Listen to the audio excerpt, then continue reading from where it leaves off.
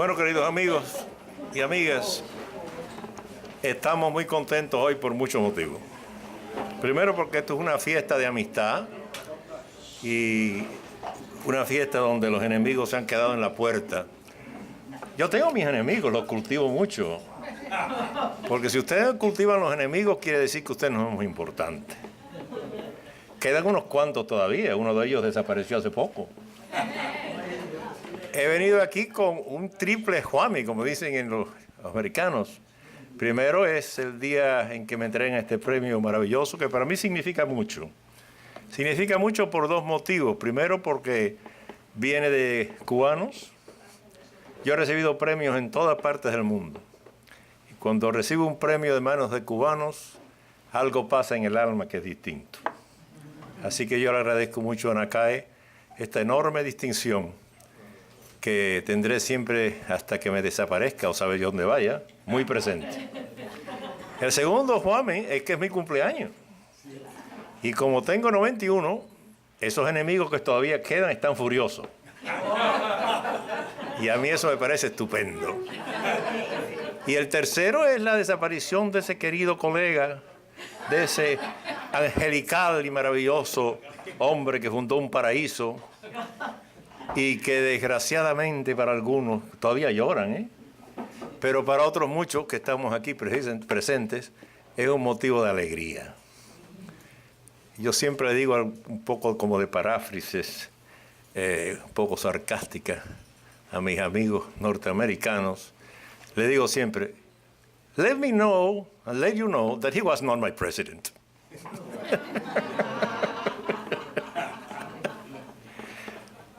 Estamos aquí reunidos para festejar un poco el acontecimiento de que todavía ando por acá. Esta parte, como dijo Julio y como dijo Olga Connor, que era la parte seria, a mí me preocupa mucho esa palabra. Espero por lo menos que crean que la seriedad va junto con un cariño muy especial por todos ustedes. Ha sido una vida larga, una vida interesante, indudablemente. Yo siempre digo que cuando esté en mi caja, me iré con una sonrisa.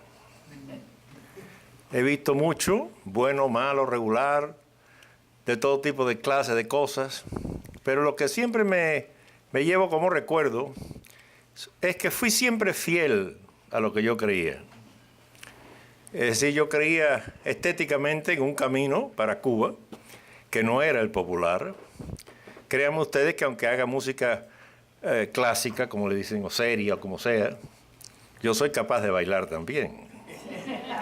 Y si no tuviera la cintura de basura que tengo en estos últimos meses, por eso ando con un bastoncito y toda esa basura, pues seguiría bailando también un poco. Ya vendrá otra vez, ya vendrá otra vez. Pero en fin, en el problema de la música, como ustedes saben, ya dijo Olga tan bellamente, que es un arte muy abstracto. Si ustedes paran en la calle a 100 personas y les preguntan si la música les gusta, les dicen que sí, 99% de esa gente, es decir, 99 van a decir que sí, solamente un individuo muy raro dirá que no. Pero ¿qué clase de música es la que les gusta?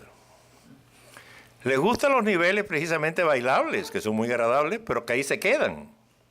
Es decir, los niveles bailables son niveles corporales, son niveles simpáticos para estar en un momento alegre con amigos, pero eso no es todo. Es decir, hay otro tipo de música que es una música más intelectual y más espiritual, que es la que se hace difícil. Y se hace difícil porque este señor que tenemos aquí es malísimo como sentido. Recuerden ustedes qué cosa es la vista. La vista es una cosa increíble. Ustedes entran en un lugar y en 2 segundos usted sabe el tamaño del lugar, dónde está la salida, cuánta gente hay, quiénes sonríen y quiénes no les gusta. En 2 segundos. La música no es así. Es un arte inmediato, intemporal, desaparece, y el oído es muy malo, muy malo. Es decir, la conexión entre el oído y la computación del cerebro es mínima. Si yo le hiciera a ustedes una prueba y les diría que cantaran conmigo una música que no sea fácil, que no esté en una quinta y que no sea tonal, y yo les digo, canten conmigo, yo les aseguro a ustedes que la mitad de ustedes no me lo cantan. Porque sencillamente primero se va. Es decir, no se queda. Y segundo, esa computación rápida casi no existe en mucha gente, no existe. Es como un idioma extraño. Es como si ustedes estuvieran escuchando finlandés, que pueden decir las cosas más lindas, pero no hay comunicación. Entonces esto hace claro que el compositor de música clásica hacía siempre un poco solitario. Porque es un arte de minorías desde que comenzó hasta hoy en día. Pocas personas lo gozan y lo entienden. Y hace que sea difícil. Cuando yo nací en Cuba, a mí me interesó la música, no sé por qué, esos son misterios, desde luego, biográficos rarísimos, ¿no? En mi familia, mi madre tocaba el piano de afición, como era el gesto social de las épocas anteriores. Y claro, eso puede ser que funcionó en cierto modo. Mi abuelo era un médico que tenía una colección de discos de ópera increíble y yo nací escuchando esa música.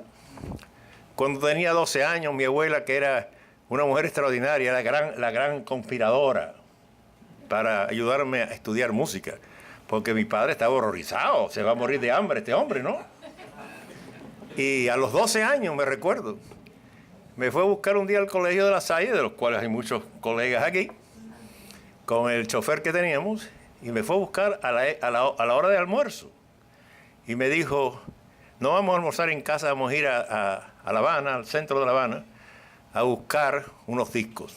Entonces yo le dije, bueno, con mucho gusto. Fuimos a buscar unos discos a la casa de Marilastra, y mi abuela me dijo, quiero que compres todos los discos que haya de Wagner. Aquello me impresionó mucho, porque yo conocía el nombre de Wagner, pero no había oído nada todavía. Y compramos no sé cuántos discos.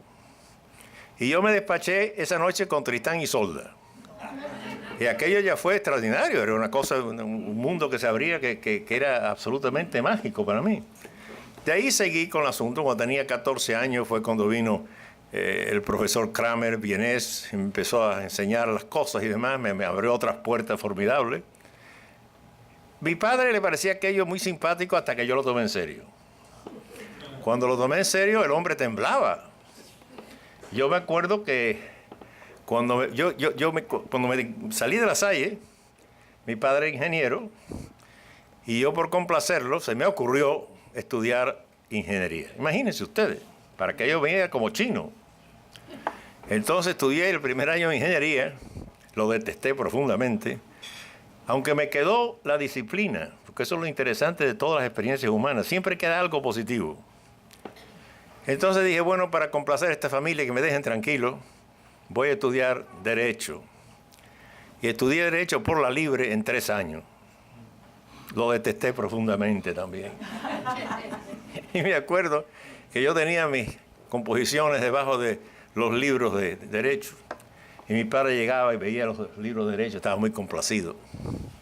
Cuando él se iba al cuarto, yo sacaba aquellas cosas y salía el otro a relucir. Pero fíjese qué vida interesante esta, cómo son las cosas de la vida. Bueno, yo me gradué de lo que quería cuando tenía 22 años, en una gran fiesta de Navidad que había en mi casa, donde había toda la familia. Hice el rollito del diploma de Derecho y se lo puse a mi padre al lado. Y le dije, bueno, papá, aquí está lo que tú querías. Perdónenme ahora lo que le voy a decir. Ahora tú te lo pones por donde tú sabes. Y yo voy a hacer lo que me da la gana. Y así fue, y me sentí muy feliz de hacer lo que me daba la gana. Porque aunque yo hubiera sido millonario siendo abogado en este país, hubiera sido un hombre muy infeliz. Entonces no soy multimillonario, pero soy muy feliz. Bueno, vine acá, empezó los estudios, etcétera. Después ya, cuando regresé con la maravilla del Señor desaparecido, volví a Los Ángeles. Yo tuve una visión muy clara cuando apareció el individuo. Porque acuérdense ustedes que el Señor era un año antes que yo en la carrera de Derecho. Y yo sabía que era un gángster, porque él iba a la universidad con un pistolón. Y lo ponía en la mesa de los profesores y le decía, yo quiero un sobresaliente. Eso lo vi yo con mis ojos, ¿eh? Así que cuando me llamaron de la universidad otra vez, de Cuba, estamos hablando de 1959, recibí el telegrama, enero 22, una cosa así, regrese por favor, etcétera, a su puesto. Y yo le dije a mi señora de entonces, yo soy viudo de mi primera señora, le dije, esto no pinta bien. Y entonces, antes de irme, firmé un contrato con USC, por si acaso. Bajé la escalinata del avión el 27 de febrero del 59. Vi aquella muchedumbre enorme, con sus grandes pistolones, ametralladoras, balas por todos lados, y dije, muchas gracias, thank you so much. Abrimos el curso, yo tuve 2 meses, presenté mi renuncia, and thank you so much, goodbye. Mucha gente me pregunta, queridos amigos, dice, bueno, ¿y usted volvería a Cuba si se desapareciese toda la dinastía? Digo, en primer lugar, no se va a desaparecer toda la dinastía. Esos son sueños que no se van a realizar, por lo menos en muchos años, quizás 200. Por la sencilla razón de que estos individuos son unos piratas muy inteligentes. Que ellos dejan su dinastía, todo el mundo está colocado en sus lugares, han aprendido de los chinos cómo el ejército se apodera de todas las ramas, es decir, el ejército del turismo, es la construcción, es todo, ¿no? Para que no se les rebelen nunca, y todos los generales y coroneles están encantados. Así que eso será largo, no se preocupen, desgraciadamente. Y entonces me preguntan, bueno, ¿y si todo eso acabara? Digo, como un milagro, ¿no? Bueno, sí, es un milagro. ¿Te volvería? Digo, probablemente no. Y se quedan asombrados. Y les digo, mire, no por lo siguiente. Yo tengo un recuerdo de Cuba maravilloso. Para mí la década de los 50 en Cuba fue una combinación de París y de Londres y de Nueva York.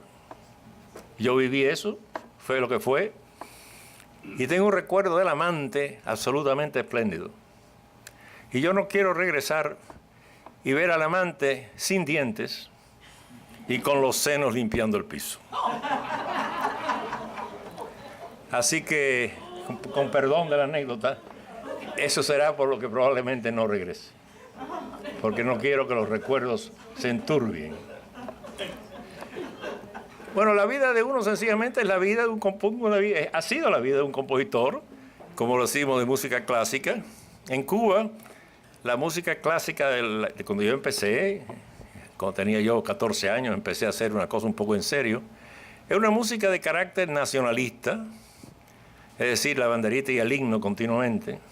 Lo único que funcionaba era el bamboleo de la cintura, y cuando se hacía música clásica con un vocabulario, por ejemplo, en el caso de Lecuona, un vocabulario que tenía cientos de años de viejo, porque la armonía de Lecuona es la armonía de Chopin.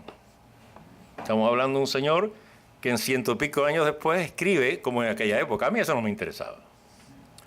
A mí me interesaba la contemporaneidad, lo que era en realidad el mundo abierto y no el mundo cerrado. Y adopté desde luego la música que describió Olga Kohner. Efectivamente, a mí me decían el alemán.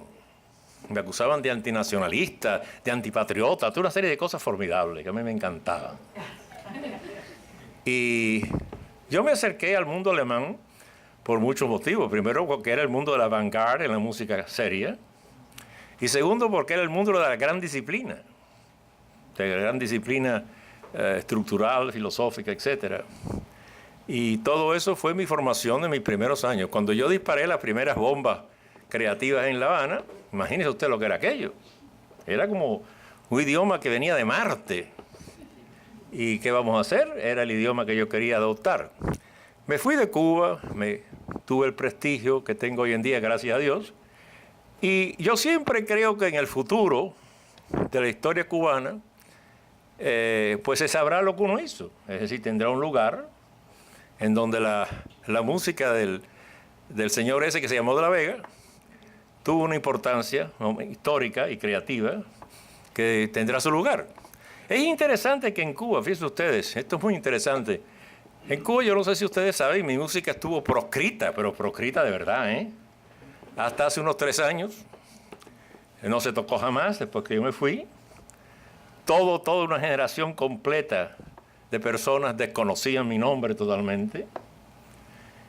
Y solamente últimos años, donde se atrevió Juan Piñera, que es un compositor cubano que se ha quedado en Cuba, tocó por vez primera obra mía en la radio, conmemoró algunos de mis cumpleaños, lo cual fue un paso muy atrevido. y yo se lo agradezco mucho, porque en esos regímenes no hay que andarse con boberías, ¿no? Hay que tener mucho cuidado. Y entonces, recientemente, por vez primera, se tocó en conciertos música mía. Parece que lo permitieron Los Ángeles, de que se tocara. A mí me gusta mucho que lo haga, me parece estupendo, ¿no? Que averigüen quién es el Señor. Y hay estos muchachos jóvenes que van y vienen, han llevado mi música a Cuba, y entonces se interesa mucho la gente joven por saber quién es ese Señor, pero qué cosa más increíble, etcétera, etcétera. Y hay toda esa cosa subterránea, ¿entiendes? Hay una especie de gente subterránea que empiezan a saber quién fue ese individuo y qué es lo que yo he hecho. Pero lo que quiero decir que en el futuro, cuando ya yo no esté por acá, yo sí creo que en la historia que se volverá a retomar en alguna forma, lo que uno hizo tendrá una cierta importancia. Yo siempre he dicho que una de las cosas más horribles del señor que se ha desaparecido hace poco, no fue ya tan... Bueno, imagínense ustedes, desde luego que fue espantoso, ¿no? Espantoso las muertes, espantoso la destrucción de una ciudad hermosísima, que era una de las ciudades más hermosas del mundo, en ruinas, como si hubiera habido una guerra, ¿no? Por unos señores que son unos cafres, pues son unos cafres, ¿no? Son unos señores que son indudablemente unos descarados, históricamente. Pero lo más espantoso de todo eso para mí es la escisión de la historia cubana. Es decir, esa cosa que viene un señor y pone una especie de cuchilla y dice, antes de mí no había nada. Y ahora yo estoy con ustedes y voy a darle todo. Es una cosa espantosa. No solamente porque divide a la familia cubana para siempre o por muchos años por lo menos, sino porque niega la continuidad de una historia, que era una historia estupenda en realidad, con altos y bajos, nada es perfecto. Es decir, nada es perfecto. Había muchas lacras, había muchos problemas, había muchas cosas, pero era un ascenso siempre. Siempre ha sido un ascenso. Y en el momento en que aquello parecía que se abrió una puerta ya final, llegó toda la catástrofe y toda la cosa, y se corta la historia, y tomará muchos años en que las cosas vuelvan a su sitio. Porque usted comprende que regímenes totalitarios lavan el cerebro de generaciones completamente. Lo hemos visto en este país. Yo he enseñado dentro del monstruo y le conozco las entrañas. Y aquí muchas veces estaba yo conversando en la mesa con unos amigos y me decían, no, pero es que los americanos estos no entienden nada. Y yo decía, no entienden nada y además les importa tres pitos. Pero ese no es el problema. El problema consiste en que hay un razonamiento ya cerrado, es decir, no se entiende lo que está hablando. Yo le decía a Julio esta mañana que después que yo me retiré de la universidad, he seguido siempre enseñándole a gente joven americana lo que es Cuba y lo que es la música de Cuba, que para ellos es absolutamente desconocida. Es decir, yo inauguré, por ejemplo, en la universidad mía, un curso de la historia de la música de Latinoamérica. Y era interesantísimo porque ellos no sabían absolutamente nada de nada y aprendieron algunas cosas. Pero fíjense qué curioso, como son todos los problemas estos conspirativos. Yo soy un hombre de conspiración, a mí me encanta, porque además lo veo clarísimo. Y parte de la conspiración es precisamente bajar, como ustedes saben, el nivel intelectual del alumno. Es decir, hoy en día la universidad americana no es la universidad americana de hace 60 años, olvídense. Donde había un research, donde había un interés, donde había un cambio de ideas, donde había una abertura hacia cosas. Hoy en día es una cosa completamente distinta, es una cosa política totalmente. Hay universidades donde usted no entra si usted no es marxista, period. No importa qué expediente tenga, aunque tenga un expediente de 5 metros. Y todo eso ha creado una generación de zombies. Individuos que no saben nada de nada y se gradúan de máster y de doctorado. Yo tengo una señora salvadoreña que cuidó a mi primera señora hasta que murió y que se ha quedado con nosotros de housekeeper. Y la señora tiene una hija inteligentísima que llegó a este país, en fin, hizo el high school, hizo el junior college, hizo el college, se graduó primero en la universidad mía, yo le pago la carrera, se graduó en la universidad mía con un bachelor's en Spanish. Y después le diré otra cosa increíble.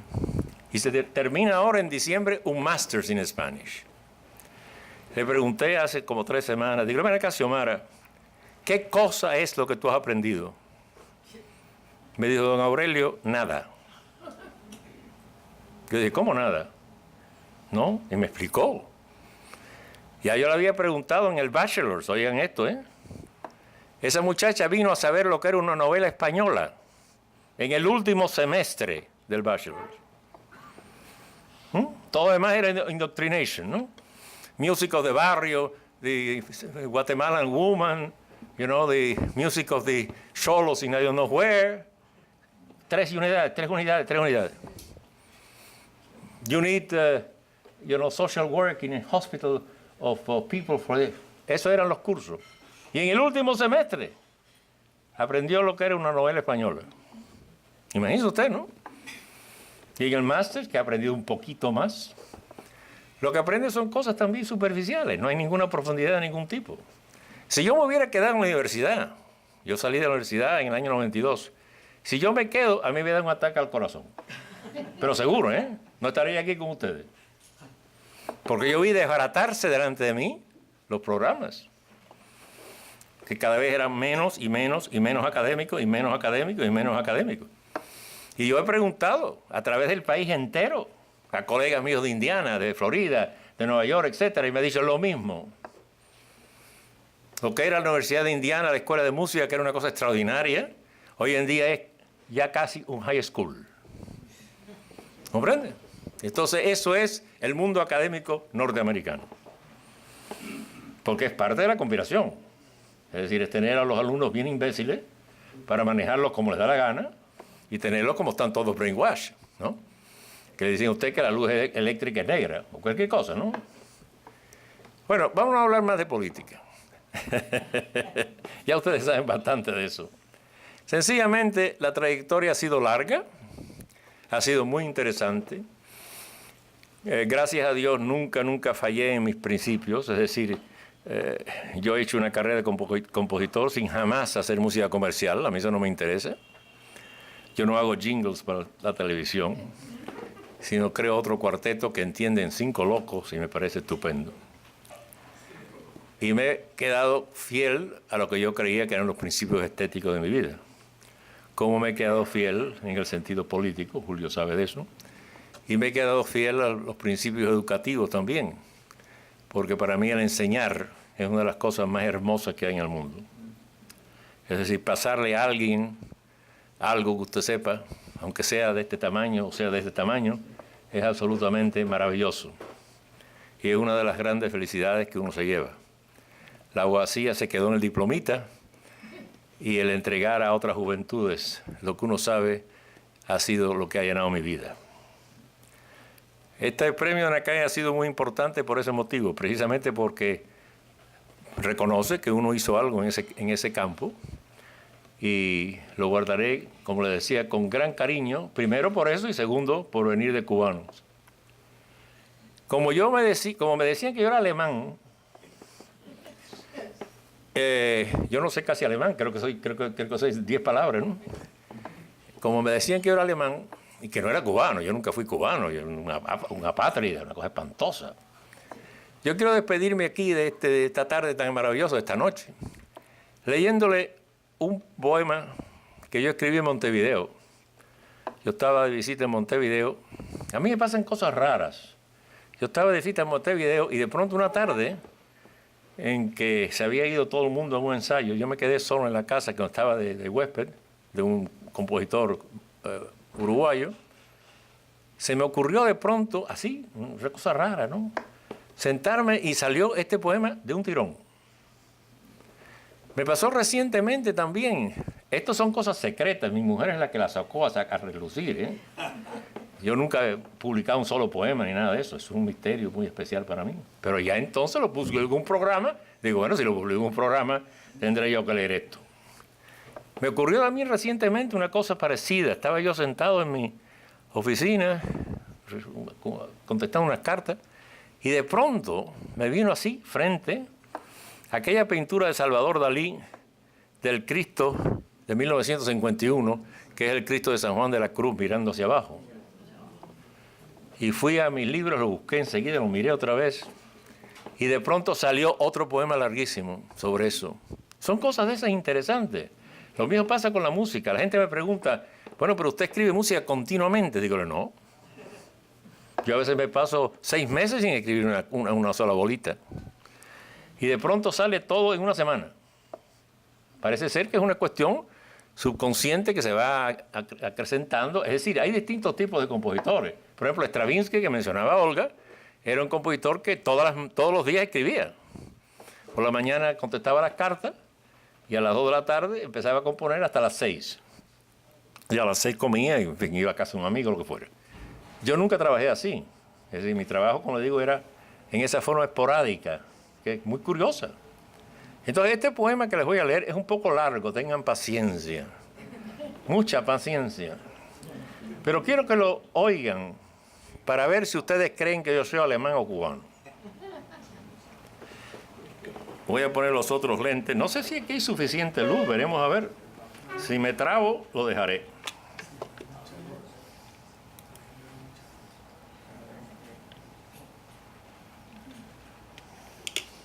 Y después de esto le prometo que no hablo más. Dice, dice este asunto, dice, Cuba en el recuerdo. De vez en cuando, la sombra amable, luminosa, verde y azul, se levanta en el empinado y vasto silencio de los recuerdos. Alguna vez, aquella montaña de luz cambiante, aquel valle de mágicos insectos, aquellas costas de arenas en polvo, aquellos sensuales ondulamientos vegetales de gentil azucaramiento, tienden sus ramos de ocaso, renovados de palomas, y descubren la inextinguible ilusión de cada día. Ahora la estamos oyendo, como siempre la hemos sentido, para que no la olvidemos, para que nos vuelva su visitante bondad, para que hagamos de sus presentes extraños y angos desgarradores, labradores insistentes, para que su lúcido, breve, sonriente, musical y ácido y plácido nombre ilusione siempre entre nosotros, de lejos en la distancia, la habitada casa del universo diario.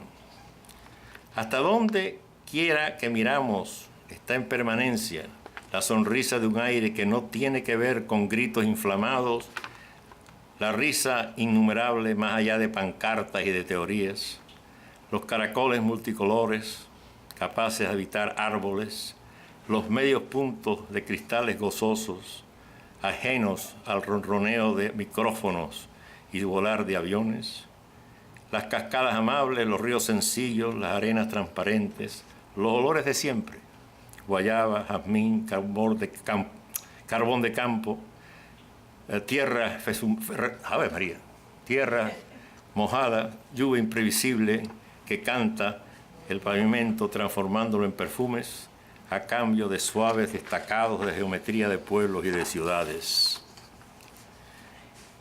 Estaré siempre viéndola, tratando de defender su fuego perdurable, perforando excesos, errores y malabarismos vacíos, queriendo con llama tenue desdoblar las viejas superficialidades para que en un constante estar aquí, presentir el pie callado de un agua que pasa y que llega para cambiar por fin aquel país de altas promesas subrayadas por inseguros y amorales vuelos, pero en una eterna búsqueda de sabrosa savia.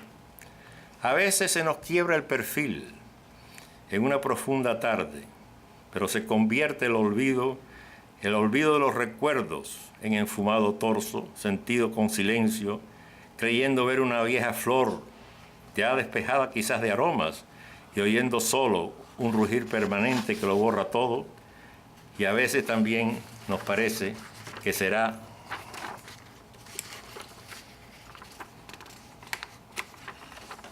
siempre presente y que no puede quitarse del corazón entre los sonidos de la copa de plomo o de la propia sierpe más allá. Estará más cerca cada día.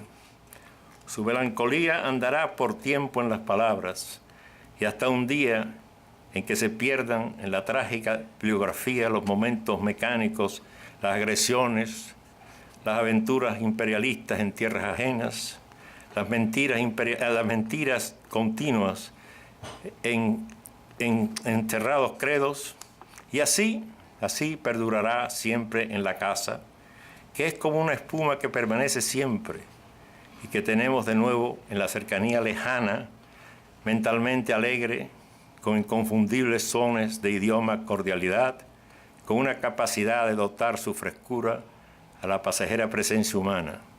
Y la memoria calla en silencio de hoy, pero nunca hemos olvidado que hubo y habrá otros días. Muchas gracias, mi querido amigo.